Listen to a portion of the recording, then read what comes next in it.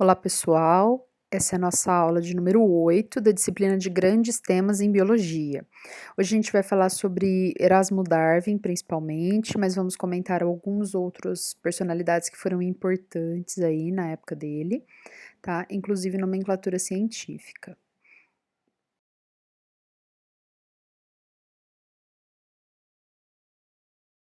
Para conseguir compreender um pouco de Erasmo Darwin, nós vamos falar um pouquinho do panorama da época. Eh, Quando a gente comenta qualquer tipo de, acontecimento histórico, social, ou mesmo biográfico de qualquer uma das personalidades que nós trabalhamos em biologia, em ciências, né, em qualquer uma das disciplinas, isso a gente chama de história e filosofia das ciências biológicas, ou história e filosofia da biologia, tá? Essa é uma forma de se estudar muito interessante, porque ela consegue dar uma base, né, de entendimento social, científico, filosófico, né, todo aí para a gente conseguir compreender como era, como aconteciam, os pensamentos, as descobertas, as hipóteses, né, como que era essa base toda na época. Então, no final aí do século XVIII, diversos estudiosos, que foi, né, quando Erasmo Darwin, então, veio a aparecer, né, digamos assim, para a ciência, diversos estudiosos acreditavam, primeiro, que as espécies fossem fixas, ou seja, eles acreditavam no fixismo. Tá? A gente tem como precursor principal aí Carl Linné, que já vamos falar sobre ele, que é o famoso Linneu, a gente já vai falar sobre ele daqui a pouquinho. Ok, ele viveu aí de 1707 a 1778 e foi de grande importância para a ciência, tanto que até hoje ele é comentado e estudado. De outro lado, nós tínhamos alguns estudiosos importantes para a ciência, para a biologia aí, que acreditavam que as espécies poderiam passar por algum tipo de transformação, né? E aí a gente tem como nomes principais Maupertuis, né, e o Conde de Buffon. Nós vamos falar também sobre eles.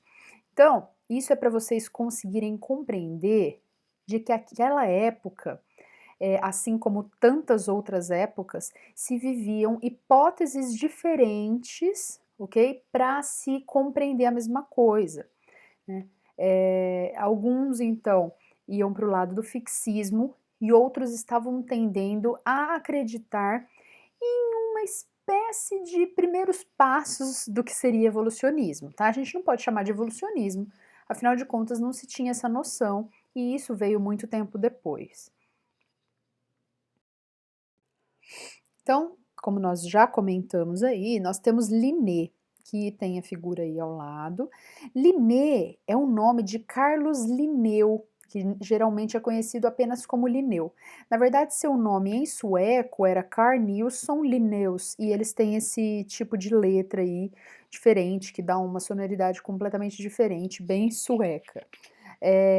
Depois ele recebeu uma nova nobilitação aí, nobilitação, que é Carl von Linné, e aí também recebeu uma latinização no nome dele, Carolus Linnaeus. Tá? E aí é por isso que a gente encontra diversos tipos de nome para o Linneu, certo? Por que ele é tão conhecido? Ele teve uma importância muito grande, né, o trabalho dele, em sistemática. E nessa sistemática ele aborda não só zoologia, mas também botânica, mineralogia. Ele era fixista e criacionista, certo? E então ele levava para frente esse pensamento.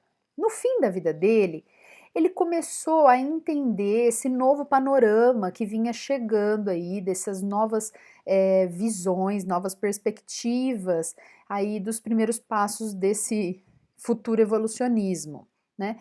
E aí, no final da vida dele, da biografia dele, ele então transfere esse fixismo nato, né, sobre as espécies, para os outros gêneros. Então ele começa a compreender, entender e, né, criar ali na cabeça dele uma nova teoria de que existia uma fusão entre espécies pré-existentes. E aí por isso algumas espécies eram possíveis no passado e sofreram algum tipo de mudança, né.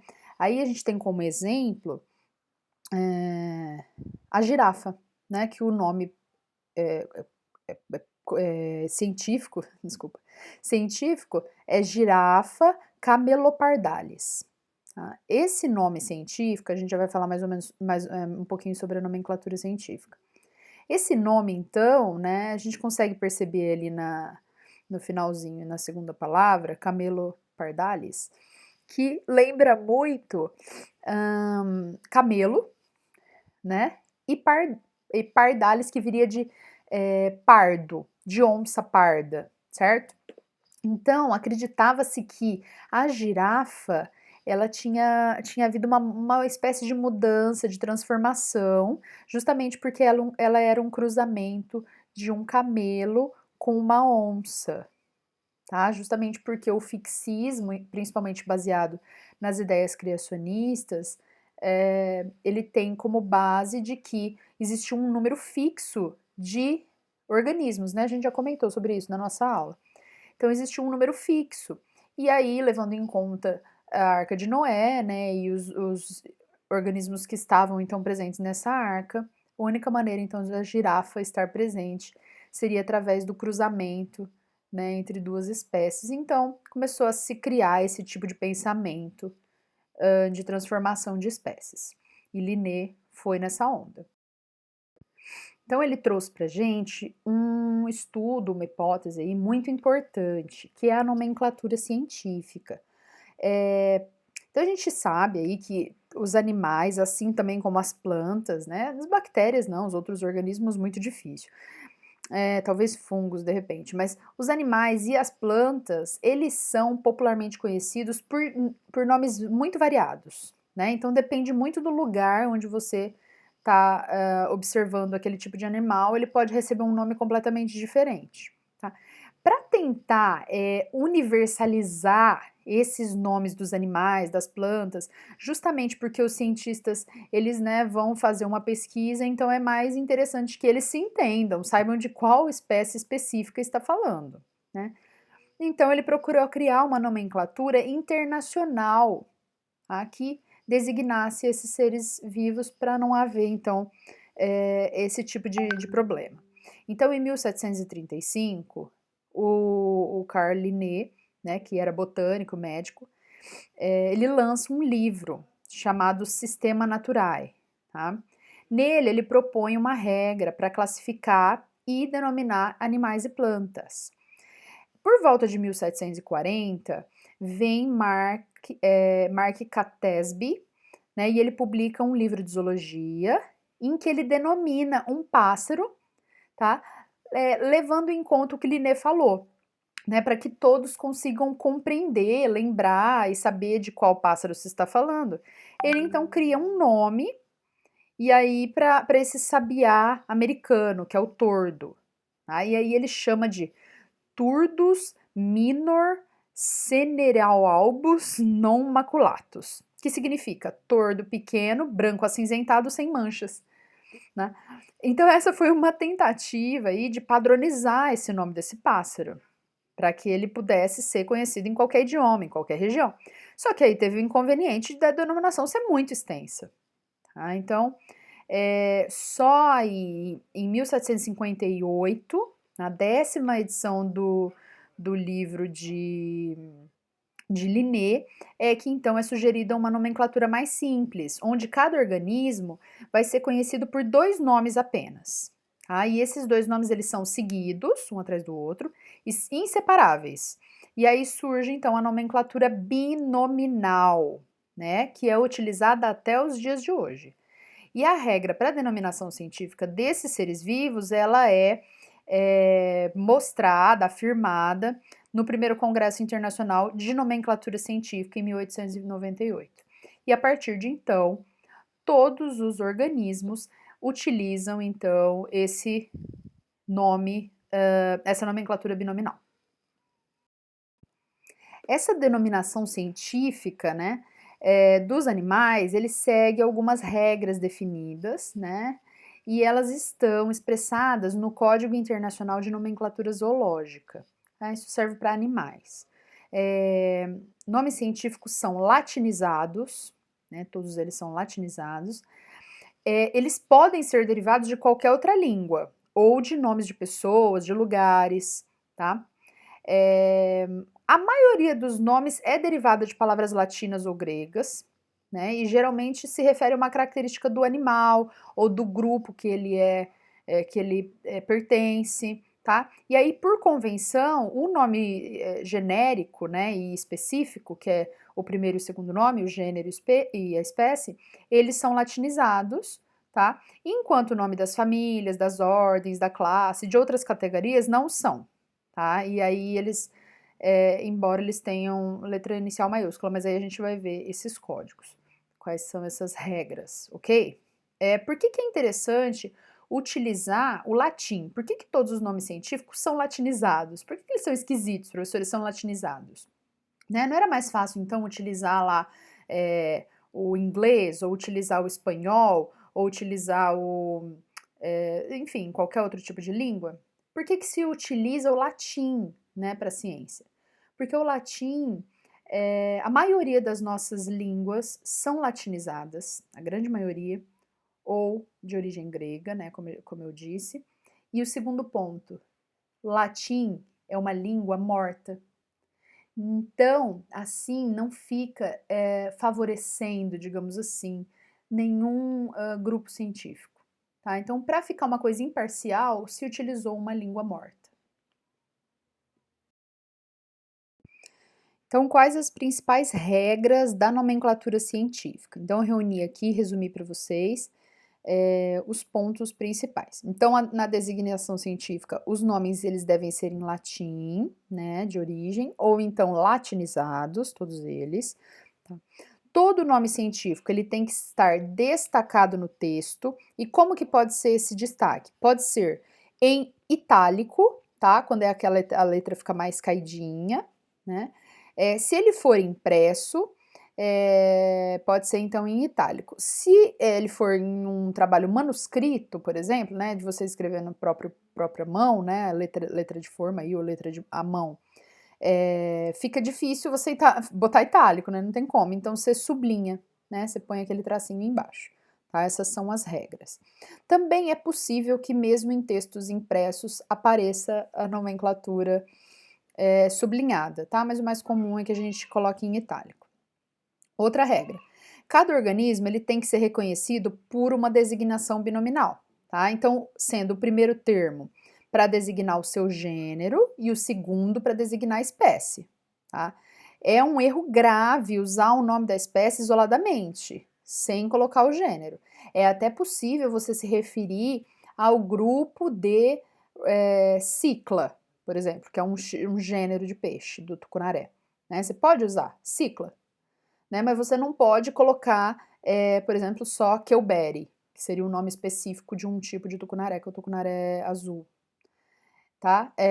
Então, você precisa estar com os dois nomes juntos, ou então apareceria só o gênero. O nome relativo ao gênero, ele deve ser um substantivo simples, tá? Ou composto, escrito com a inicial maiúscula, tá? Então, sempre o gênero vai vir em letra maiúscula. O nome relativo à espécie, ele deve ser um adjetivo escrito com inicial minúscula, nunca maiúscula. E aí, existem aí raríssimas exceções, né, nos casos de denominação específica, em homenagem a uma pessoa, tá? Não é comum colocar isso.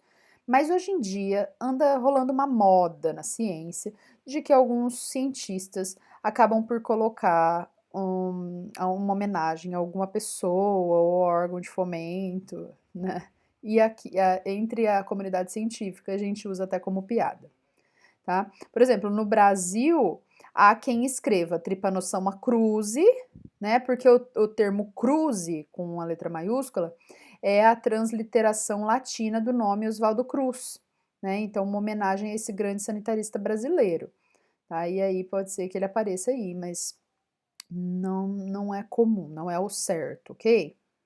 Em trabalhos científicos, depois do nome do organismo, é sempre colocado por extenso ou abreviadamente o nome do autor que descreveu e denominou pela primeira vez aquele organismo. Tá? Não tem uma pontuação intermediária, né? É, e aí é só, já coloca direto, tá? Entre o nome dessa pessoa, desse descritor, né, que fez a denominação, e o ano em que ele fez, a data da primeira publicação, nós colocamos então vírgula. Tá? Então, por exemplo, aparece aí cachorro, que aí fica canis familiares, né? Quem descreveu? Linneu, né? Pode ser que apareça só a letra L também. Aí sim, coloca uma vírgula, e aí 1758, que foi o ano então em que ocorreu a descrição. Tá? A designação para espécie é binominal, como a gente já falou, mas para subespécie é trinominal. Então, por exemplo, a gente tem lá da tuberculose humana, ó, Mycobacterium tuberculosis hominis, certo? Aí apareceu 3 nomes, porque aí ela tem uma subespécie, tá? Ou então, nós temos o outro caso de tuberculose, que é a tuberculose bovina. Aí aparece Mycobacterium tuberculosis bovis. E nós temos um terceiro, que é a tuberculose aviária. Aí fica Mycobacterium tuberculosis avis, ok? Então, é assim que faz a designação quando há uma subespécie. Em zoologia, a família ela é sempre denominada pela adição do sufixo ide, né? A gente lê id, mas é idae que se escreve, tá? Como tá aí. Então, ao radical. Então, a gente coloca no finalzinho da palavra sempre isso. E aí ela vai corresponder ao nome do gênero tipo, tá? Então, que é o gênero mais característico da família, tá?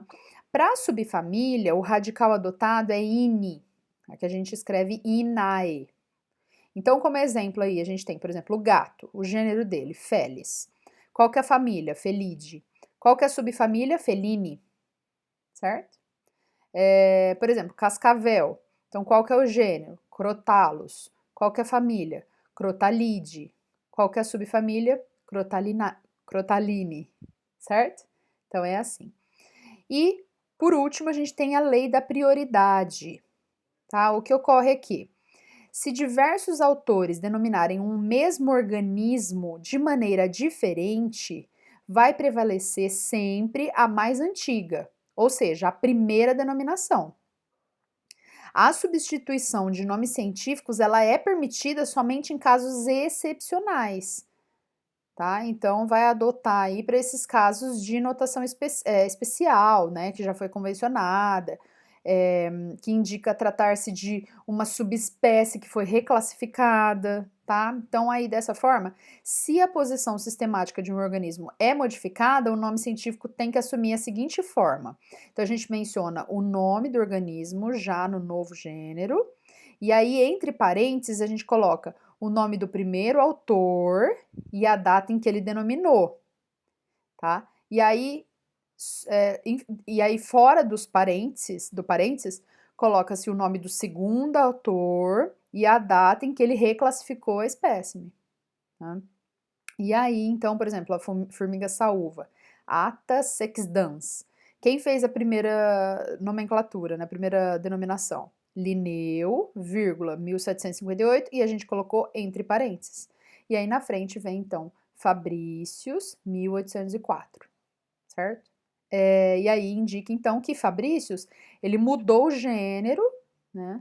O animal inicialmente descrito foi batizado por Linneu, tá? E aí, ao publicar a descrição dessa nova espécie, é prática comum designar um espécime tipo, né? Descrever ele e indicar em que coleção que ele foi colocado e tal, ok? Um outro ponto importante de Linneu é que a taxonomia, de maneira geral, né, que é essa ciência que vai estudar a classificação dos seres vivos, ela, a princípio, categorizou os organismos em 7 categorias taxonômicas. Hoje em dia, nós temos já 8 categorias taxonômicas, ok? Justamente porque houve, então, acrescentamos aí domínio, tá? Para englobar aí outros reinos. Então, aqui na imagem a gente consegue observar que domínio engloba reino, reino engloba classe, classe engloba ordem, ordem engloba família, família engloba gênero, gênero engloba espécies. Quer dizer o quê? Que os domínios são um conjunto de reinos, né? Os reinos, um conjunto de filos, os filos, um conjunto de classes, as classes, um conjunto de ordem, né? E assim por diante. Tá? E aí, sendo a espécie, que é aquele último em vermelho ali, seria um conjunto de indivíduos semelhantes anatômico, funcionalmente, né? Com similaridade aí de cariótipo e tal, e com capacidade de reprodução entre eles, gerando indivíduos férteis, tá? E é outro ponto importante, vai existir maior biodiversidade no domínio, né? E aí isso vai caindo, logicamente, até chegar em espécie, certo? Então vimos aí Linneu, falamos um pouquinho da classificação científica, né, dos pontos importantes que ele mostrou pra gente. Agora vamos ver outras figuras que tiveram importância nesta época, então, do avô de Darwin, né? Das personalidades foi Maupertuis, que ele considerava que a base de todas as variedades estaria nos líquidos seminais, tá? Ele não descarta a influência do clima ou da vegetação, mas ele então tem como base que as variedades estavam ali naqueles líquidos. E a outra personalidade que nós comentamos aí que foi bem influente na época foi Buffon. Tá? Buffon, no decorrer da vida dele, em alguns momentos ele pareceu até defender o fixismo, tá? Mas em outros ele falava muito sobre a modificação das espécies. Acredita-se, inclusive, que isso seja uma coisa muito comum dentro da ciência. No início de uma hipótese, é muito comum que todos refutem aquela hipótese. Depois, com o tempo, a comunidade científica tende a ter uma aceitação, pouco a pouco, justamente quando essa aceitação se dá pelas figuras mais importantes pela ciência. Tá? Então, eu como pesquisadora, eu como cientista, eu sou uma pequena pesquisadora ainda, né? Mas eu tenho aí conhecimento de pessoas que possuem anos de carreira, né? Pessoas que são célebres da minha área de genética. Então, se aparece uma nova hipótese, uma nova tecnologia e essas pessoas que eu tenho admiração, né, da minha área, né, que tem 30, 40, 50 anos de carreira científica, por exemplo, o professor Fausto, digamos, né, tô dando um exemplo assim. Então, o Fausto Foresti, ele vê aquela tecnologia como uma tecnologia ruim, que não vai dar certo, não vai conseguir fazer. É muito comum que nós todos, né, que estamos abaixo dele, vejamos aquilo com maus olhos. Aí falar, será? Ou com desconfiança. Ah, será? Ah, o professor Fausto falou que não, entendem? Então é muito comum que isso aconteça. A partir do momento em que ele consegue, então, entender aquela tecnologia e acreditar que aquela tecnologia é boa de fato para a genética, todos nós, pequenos, né, pesquisadores de início de carreira, vamos olhar de novo com novos olhos. E eu tô contando isso para vocês porque acredito que seja exatamente isso que aconteça, tenha se repetido em todos os momentos da ciência. Né? Muito provavelmente, as primeiras vezes que apareceu, as primeiras teorias de transformação de espécies, elas foram olhadas com maus olhos. Conforme a comunidade científica mais velha, que já tem experiência, começa a ver com bons olhos, é muito comum que os mais jovens, os pesquisadores mais jovens, olhem com bons olhos também. E aí, então, vai modificando as teorias, as hipóteses, né, justamente embasado nisso. Tá? Então, acredito que isso tenha se repetido, com certeza, durante toda a história da ciência. Né? Buffon, então, escreve um livro. Nesse livro, ele considera que todas as espécies haviam sido criadas e que os primeiros indivíduos eles serviram de modelo para todos os descendentes. Nos momentos em que ele defendeu a modificação de espécies, ele admite que um grupo composto por espécies mais ou menos vizinhas tinham uma origem comum ou que elas podiam então se degenerar, tá? Então, por exemplo, no ver de Buffon, um asno ele seria um cavalo degenerado, tá?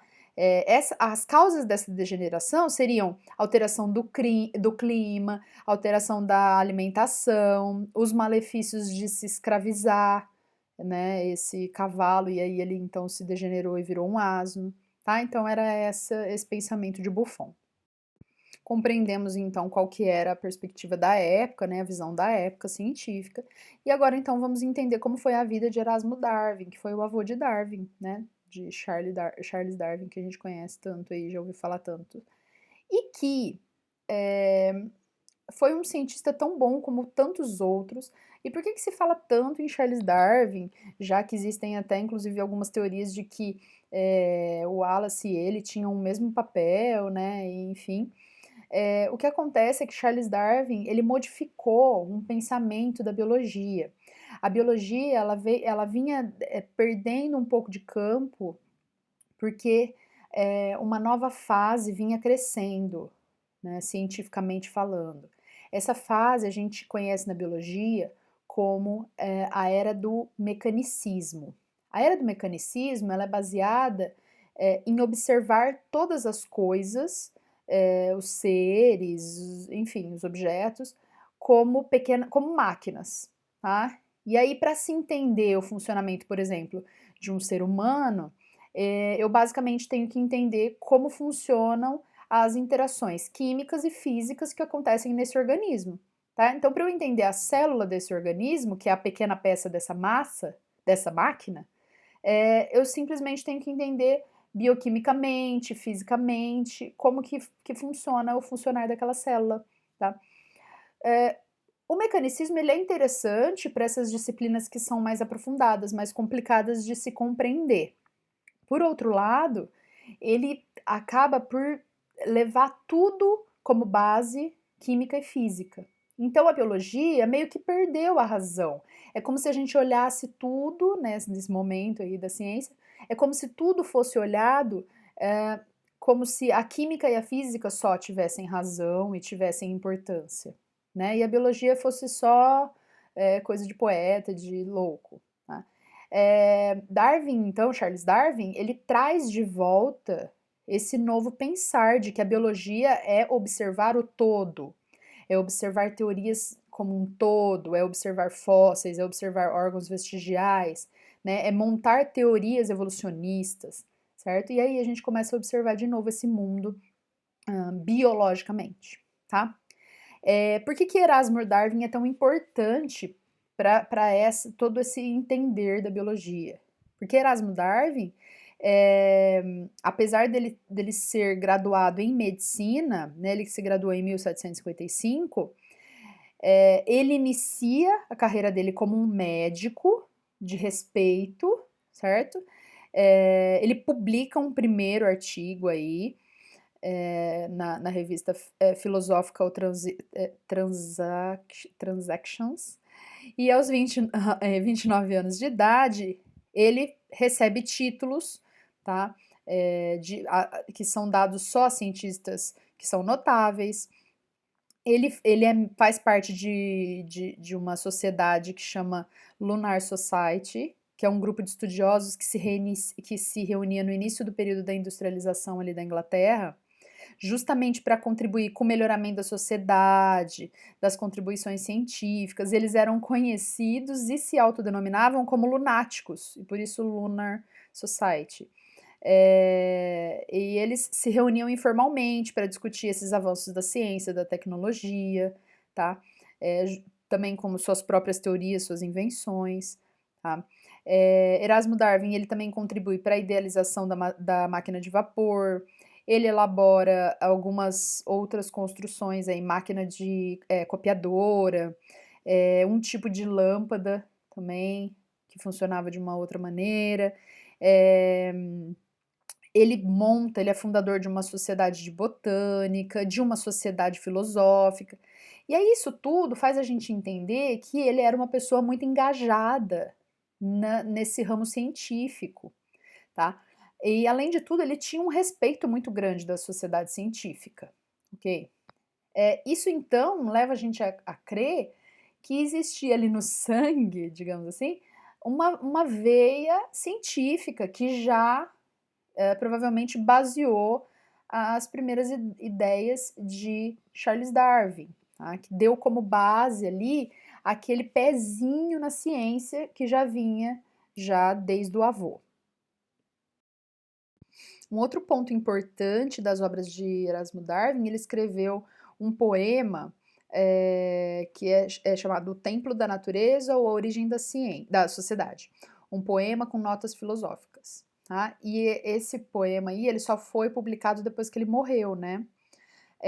Nesse poema, ele propõe que o universo ele foi formado por uma dissolução química, olha só, que a matéria orgânica ela não podia ser destruída, apenas transformada, que a vida orgânica ela se originou na água dos oceanos, que os animais se adaptavam ao seu ambiente, à sua domesticação, mostravam que suas características podiam ser transmitidas de geração em geração. Tá? Então aí a gente percebe o conhecimento, o entendimento das teorias de Erasmo Darwin. Né? Aqui a gente consegue observar diversos pensamentos de diversas hipóteses, teorias, leis que foram muito tempo depois, de fato, entendidas. Um outro ponto importante das obras de Erasmo Darwin, ele escreveu um poema que é chamado O Templo da Natureza ou a Origem da Sociedade. Um poema com notas filosóficas. Tá? E esse poema aí, ele só foi publicado depois que ele morreu, né? Nesse poema, ele propõe que o universo ele foi formado por uma dissolução química, olha só, que a matéria orgânica ela não podia ser destruída, apenas transformada, que a vida orgânica ela se originou na água dos oceanos, que os animais se adaptavam ao seu ambiente, à sua domesticação, mostravam que suas características podiam ser transmitidas de geração em geração. Tá? Então aí a gente percebe o conhecimento, o entendimento das teorias de Erasmo Darwin. Né? Aqui a gente consegue observar diversos pensamentos de diversas hipóteses, teorias, leis que foram muito tempo depois, de fato, entendidas. Quando nós observamos os pensamentos de Erasmo Darwin, né, e da origem das espécies, né, que foi o livro de Charles Darwin, o neto dele, nós conseguimos perceber que, ao contrário de Charles Darwin, o Erasmo Darwin ele evita discutir sobre a origem da vida na Terra. Né? A seu ver, os animais mais simples eles teriam se formado por geração espontânea na água dos oceanos.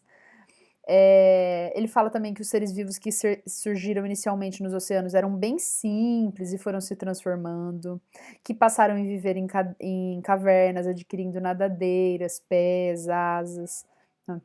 Que a sobrevivência deles só foi possível na medida em que eles desenvolveram mecanismos fisiológicos, né, que permitissem aí que eles conseguissem retirar da água do ambiente, né, e reter essa água no organismo deles, né, como se fosse uma forma de digamos assim, alimentação, extração de energia, que durante a formação desses seres vivos mais simples, as partículas inanimadas teriam se unido de várias formas.